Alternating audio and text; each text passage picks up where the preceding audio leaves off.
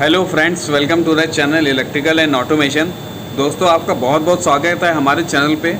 दोस्तों, आज हम बात करने वाले हैं टर्मिनल ब्लॉक्स की। दोस्तों, बहुत छोटी सी चीज़ होती है। अगर आप फील्ड पे काम करते हैं, अगर आप इलेक्ट्रिकल सिस्टम में काम करते हैं, तो आपको वायर कनेक्ट करना होता है। तो हमारे घर में होता है क्या है कि हमारे घर में स्विचेस होते हैं, सॉकेट्स होते हैं। अगर हम घर की वायरिंग की बात करें तो उस पर हम डायरेक्टली वायर इंसर्ट कर देते हैं। घर पे हमें कहीं भी ऐसा नहीं करना पड़ता है कि वायर को आपको एक वायर को दूसरे वायर के बीच में कोई चीज़ लगानी पड़ती है। लेकिन इंडस्ट्री में ऐसा नहीं होता है। इंडस्ट्री में जो वायर फील्ड से आ रहा है वो डायरेक्टली हमारे कार्ड पे नहीं जाता है। उसके बीच में हमेशा एक टर्मिनल ब्लॉक यानी टीबी ज़रूर होगी।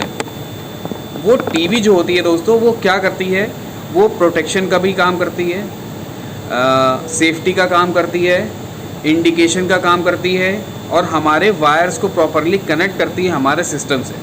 तो आज हम बात करने वाले हैं कि कितने तरीके की टीबी होती है on the basis of the connection और on the basis of the types. कि कनेक्शन के बेसिस पे जो टर्मिनल ब्लॉक होते हैं वो कितने टाइप के होते हैं और कितने टाइप के जो होते हैं on the basis of their structure, वो बात करेंगे। तो इस लिस्ट में हमारा जो सबसे पहला टॉपिक है और बहुत ही कॉमन टीबी है, हर किसी ने देखी होगी, हर किसी ने काम किया होगा, जो भी वर्किंग फील्ड पे हैं, जो बिगनर्स हैं, जो स्टूडेंट्स हैं, उन्होंने देखी ज़रूर होगी। हो सकता है यूज़ ना किया हो, वायर इंसर्ट ना किया हो, लेकिन कहीं ना कहीं आपने ज़िंदगी में ज़रूर करा होगा। तो पहली टीबी है स्क्रू टर्मिनल टीबी। जैसा कि आप पिक्चर में देख रहे होंगे या वीडियो में देख रहे होंगे, ऐसी टीबी जिसमें क्या होता है कि हम वायर इंसर्ट करने के लिए स्क्रू ओपन करते हैं और टाइट करने के लिए क्लोज करते हैं। यानी टीबी के दोनों एंड पे जो होते हैं आपके स्क्रू होते हैं, टाइट एंडिंग स्क्रू। तो ये स्क्रू इन टर्मिनल ब्लॉक स्क्रू इन टीबी से बोलते हैं। दूसरी टीबी हम बात करें तो दोस्तों बैरियर टीबी। बैरियर टीबी क्या होती है? बैरियर टीबी कुछ इस तरीके से दिखती है।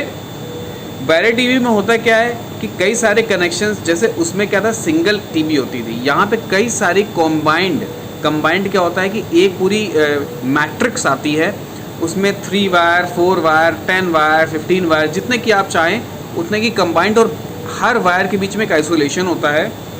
तो इस तरीके की TB, multi TB in a combined form, ये जो टीबी होती है दोस्तों इसे बोलते हैं बैरियर टीबी। इसके बाद दोस्ती आती है spring cage TB. Spring cage TB का क्या मतलब होता है?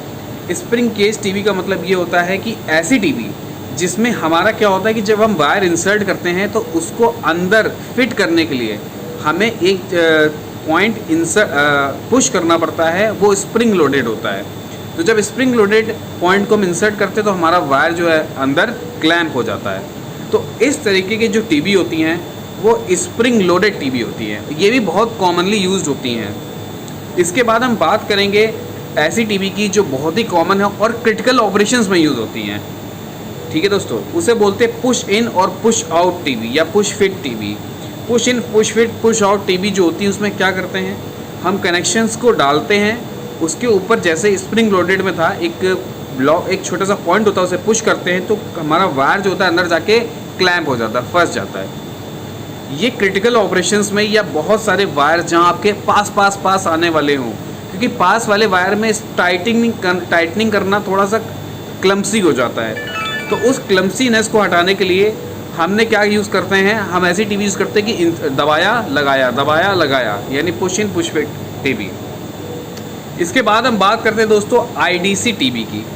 आईडीसी टीबी जनरली हम बहुत रेयरली यूज़ करते हैं। आईडीसी टीबी वैसी होती है जो एक पॉइंट पे हमारी क्या होती है, वायर से कनेक्टेड रहती है, दूसरे एंड वो वायर आपका चाहे क्लैम्प किया गया हो, क्रिम्प करके क्लैम्प किया गया हो, या फिर आपने उसे शोल्डरिंग कर दिया हो। तो आईडीसी टीबी रेयरली यूज़ करते हैं, आपने कभी देखी भी नहीं होगी। इसके बाद दोस्तों हम बात करते हैं प्लगेबल टीबी की। प्लगेबल टीबी आपने ज़रूर देखी होगी और ये इंडस्ट्री में आने से पहले ही देख ली होगी, क्योंकि आपकी बहुत सारी चीज़ें होती हैं दोस्तों, वो हम क्या करते हैं, हमने एक चीज़ में कनेक्शन किया, एक टीवी ऐसी होती है जिसमें कनेक्शन करते हैं, फिर उसको प्लग कर देते हैं। ये आपने इंडस्ट्री में जो लोग रहते हैं उसमें आपने HMI में 100% देखा होगा। ज़्यादातर HMI के जो कनेक्शंस होते हैं वो कुछ इसी तरीके के आते हैं, या फिर कोई जो सिंगल डिवाइसेस आती है। फॉर एग्जांपल एक एक टेम्परेचर कलेक्टिंग डिवाइस है, ट्रांसमीटर है, कलेक्टिंग ट्रांसमीटर है, जिस पे वायर्स कई सारे आ रहे हैं। तो वो क्या करते हैं, कई सारे वायर्स को एक टीवी में पहले टाइट कर लिए जाते हैं और वो टीवी इंसर्ट कर ली जाती है, तो उसको बोलते हैं प्लगेबल टीवी। ये तो हो गए टीवी के types on the basis of connecting wires. अब हम बात करने वाले हैं ऐसी टीवी की जिसको टाइप उसके डिज़ाइन पे होता है, जैसे ग्राउंड टीवी। जैसे सपोज करिए आपके सिस्टम में आपको ग्राउंड देना है, लेकिन it is not possible to make run a wire to from a particular place to a ground plate. हर डीसीएस पैनल पे बॉटम पे एक ग्राउंड प्लेट होती है। उस ग्राउंड प्लेट पे हम क्या करते हैं, दो तरीके के ग्राउंड होते हैं। एक इलेक्ट्रिकल ग्राउंड बनाते हैं इन केस ऑफ पीएलसी और डीसीएस। मैं अपने पीएलसी और डीसीएस की बात करना चाहूँगा, इलेक्ट्रिकल की बात नहीं कर रहा हूँ। एक इलेक्ट्रिकल ग्राउंड होता है यानी 230 volt, electrical ground means 230 volt, और एक होता है हमारा इंस्ट्रूमेंट ग्राउंड जो 24 वोल्ट पे काम करता है। तो दोनों स्ट्रिप जो होती है वो नीचे की तरफ होती है, तो कोई भी ग्राउंडिंग करनी होती है हम वो वायर रन करके आते हैं। एक और तरीका निकाला गया है कि एक स्ट्रिप लगा देते हैं, कुछ स्ट्रिप का जो बैक पोर्शन होता है वो DIN रेल पे अटैच होता है, और वो DIN रेल जो होती है वो हमारे ग्राउंड से अटैच होती है।